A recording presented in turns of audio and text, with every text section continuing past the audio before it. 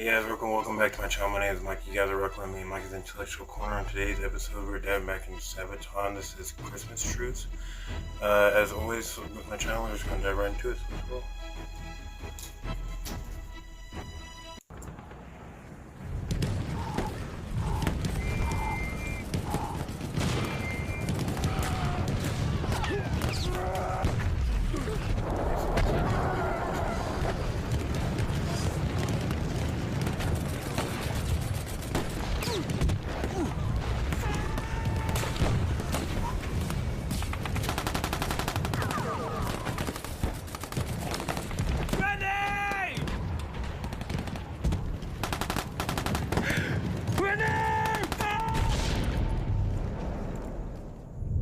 Yeah, I feel like out of any war in history, definitely World War I would definitely be not my top anything list. Like it was just the shittiest war to be a part of. You know what I'm saying? Just a war of attrition, just such a shitty ordeal to be a part of.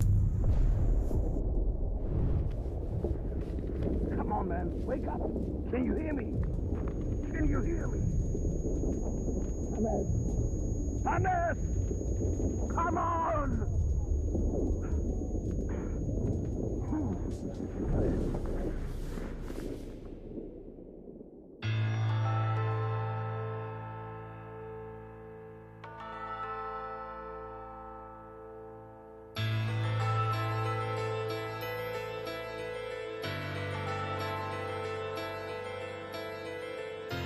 Okay, so already so far I like it pretty good. It has actually has a nice kind of Christmas vibe to it. I actually like that.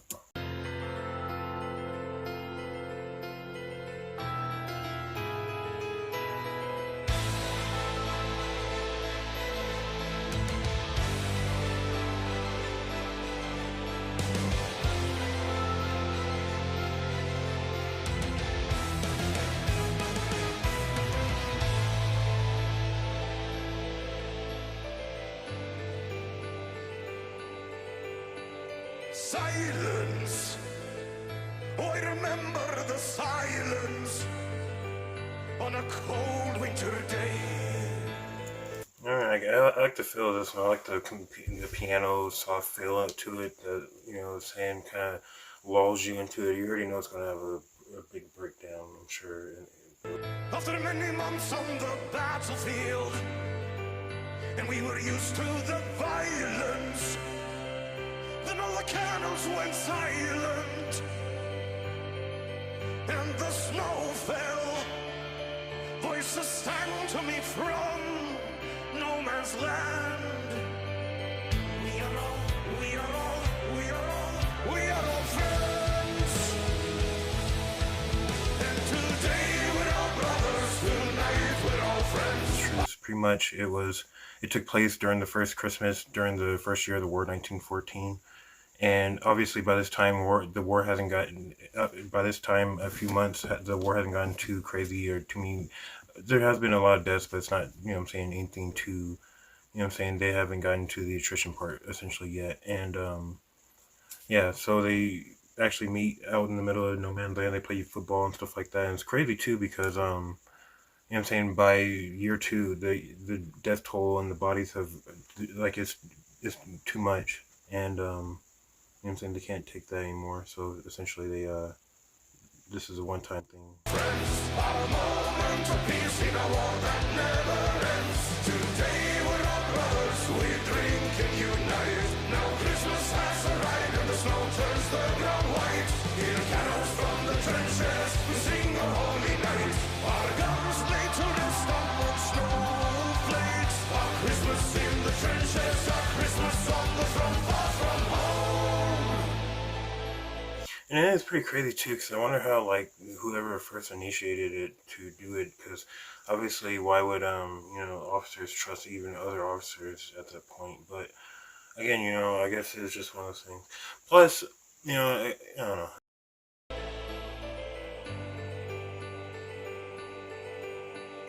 Madness. How I remember the sadness. We were hiding our tears in a foreign land where we faced our fears. We were soldiers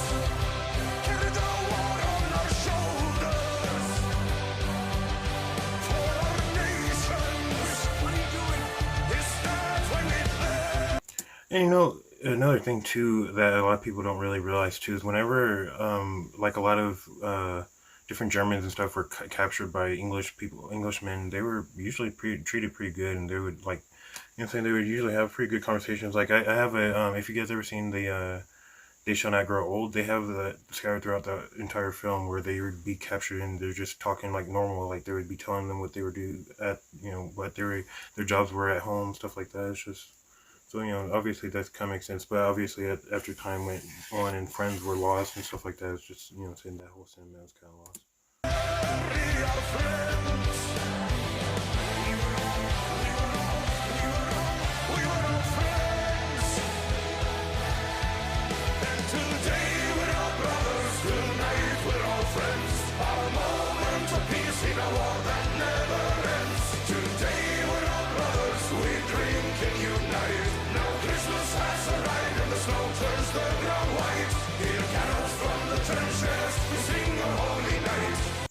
And plus, if I'm not mistaken, too, like if there, I don't know if there were foreign troops in the field yet, like from India and stuff like that, but I'm sure they wouldn't, what I'm saying, they don't have that same sentiment, same as fighting for essentially a far-flung nation that doesn't, has nothing to do with their nation back home. So, doing something like this probably wouldn't have felt that bad to them, maybe. Christmas in the trenches, Christmas on the front, far from home.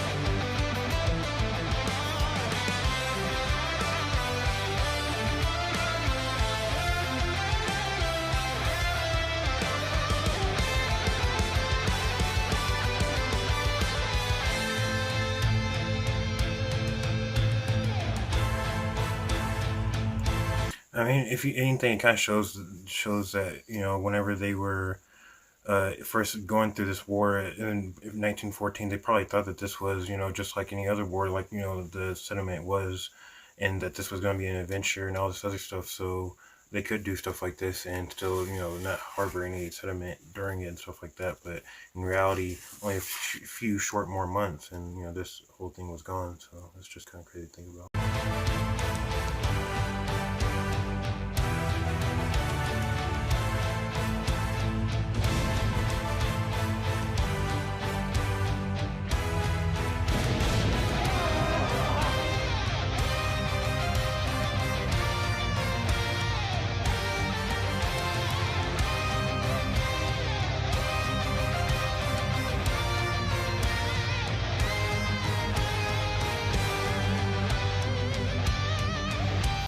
And I know my thing is too. I know it was that Christmas Truce couldn't have been all, or wasn't all over the what I'm saying, all over the battlefield in all the different places and stuff like that. Because so it's just kind of crazy to think about, like while other people were dying, on one front, another friend is playing football and probably having sharing a drink together, sharing a cigar or a cigarette or whatever together. You know what I'm saying? It's just kind of crazy to think about, but.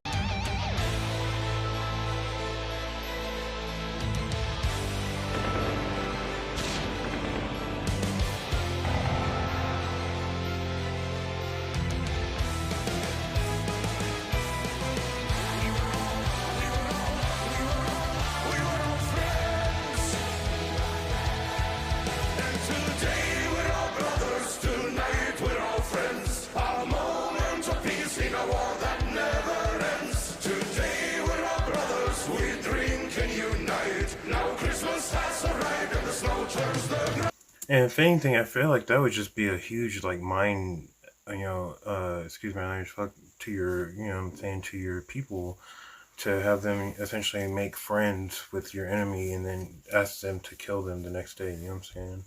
I would feel like that kind of mess with them a little bit, but you never know. Who knows? Right, and the snow turns the ground white. On Christmas on the front line, we walk among our friends. We don't think about tomorrow. The battle will commence when we celebrate to Christmas. We thought about our friends, those who never made it home when the battle had commenced.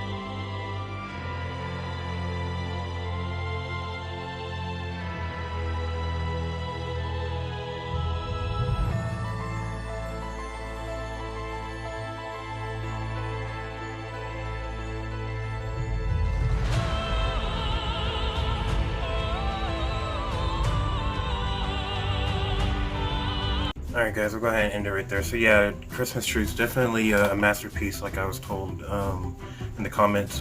Definitely, again, if you guys don't know anything about the Christmas Truce, it's just one of those rare instances in war where, two warring factors, they were actually civilized when they weren't, really permitted to be civilized. So it's kind of just crazy to think about. But in any case, though, guys, thank you again for joining me on another episode of Mike's Intellectual Corner. If you guys like this episode, don't forget to like, comment, and subscribe. I'll see you guys in another one. I'm out. Peace.